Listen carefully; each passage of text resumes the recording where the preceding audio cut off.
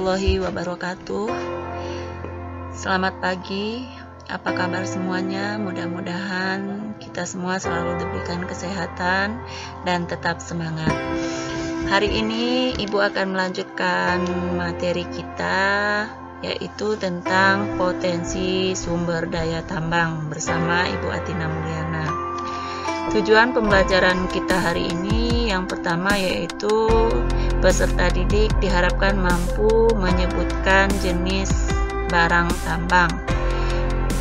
Kemudian yang kedua, peserta didik diharapkan mampu mengetahui persebaran jenis barang tambang yang ada di Indonesia. Kemudian, Indonesia ini merupakan negara yang kaya sekali akan sumber daya alam, baik yang bisa diperbaharui dan yang tidak bisa diperbaharui. Selain itu juga, Indonesia ini merupakan salah satu negara di dunia yang kaya akan bahan tambang.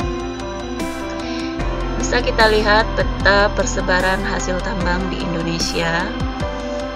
Pada gambar peta di sini, hampir seluruh wilayah Indonesia ini memiliki sumber daya alam, yaitu bahan tambang. Ada banyak jenis barang tambang yang dihasilkan dari pertambangan di Indonesia. Yang pertama, ada minyak bumi dan gas. Merupakan sumber energi utama yang saat ini banyak dipakai untuk keperluan industri, transportasi, dan rumah tangga. Daerah penghasil minyak bumi di Indonesia antara lain Sumatera, Jawa, Kalimantan, Maluku, dan Papua. Kemudian yang kedua, batu bara. Batu bara adalah batuan sedimen yang terbentuk dari sisa tumbuhan yang telah mati dan mengendap selama jutaan tahun yang lalu. Lokasi penemuan batu bara di Indonesia antara lain di Kalimantan, yaitu terdapat di Kalimantan Timur, yaitu daerah Lembah Sungai Berau dan Samarinda. Sumatera Barat, yaitu di daerah Ombilin dan Sawalunto.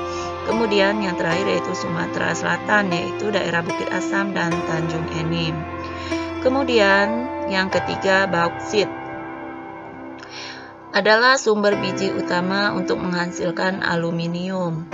Lokasi penemuannya yaitu di Kepulauan Riau, yaitu Pulau Bintan, dan Kalimantan Barat, yaitu daerah Singkawang. Selanjutnya yang keempat, pasir besi. Dimanfaatkan untuk industri logam besi dan industri semen. Aktivitas penambang besi dapat ditemukan di Cilacap, yaitu Jawa Tengah, Sumatera, Lombok, Yogyakarta, Gunung Tegak, Lampung, Pegunungan Verbeek, Sulawesi Selatan, dan Pulau Sebuku, yaitu Kalimantan Selatan. Dan yang terakhir, emas.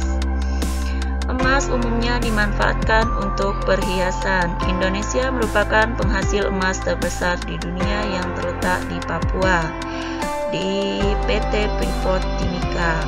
Kalimantan Barat, daerah Sambas, Nanggroe Aceh Darussalam, Meulaboh.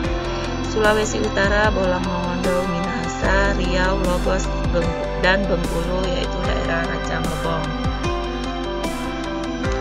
Potensi kemaritiman di Indonesia. Seperti yang kita ketahui, negara Indonesia ini merupakan negara yang kaya akan wilayah lautan. Luas laut Indonesia mencakup 2/3 dari seluruh luas wilayah Indonesia, yaitu sekitar 5,8 juta kilometer persegi. Kemudian, kita lihat dulu batas laut Indonesia. Yang pertama, batas laut teritorial 12 mil atau batas kedaulatan penuh Indonesia atas daratan, laut, dan udara. Kemudian yang kedua, batas zona ekonomi eksklusif, yaitu 200 mil. Indonesia memiliki hak eksplorasi, eksploitasi, dan konservasi sumber daya alam, terutama perikanan.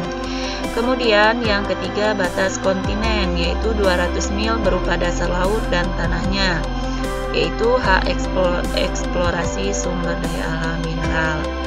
Kemudian kita lihat lagi potensi kemaritiman di Indonesia.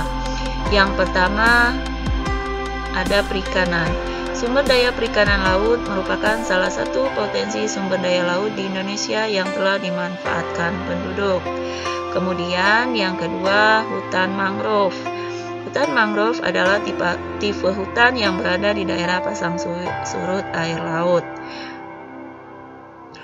Ada dua fungsi hutan mangrove, yaitu sebagai potensi sumber daya laut di Indonesia, yaitu fungsi ekologis dan ekonomis. Sebagai fungsi ekologis, hutan mangrove adalah sebagai habitat atau tempat hidup binatang laut untuk berlindung, mencari makan, dan berkembang biak.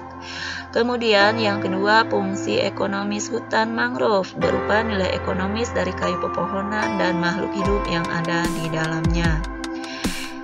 Yang ketiga ada terumbu karang.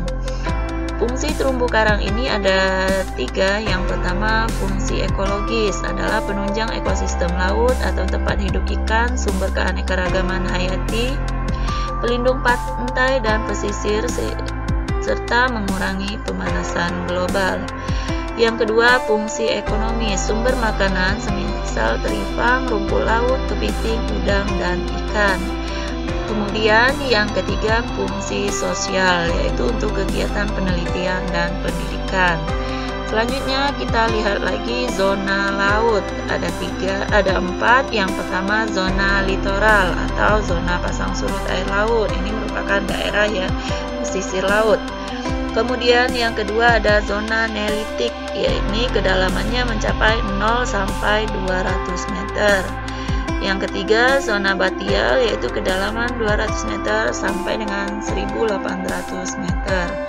Yang keempat, zona abisal, yaitu kedalamannya lebih dari 1800 meter. Ibu rasa materi kita cukup sampai di sini dulu.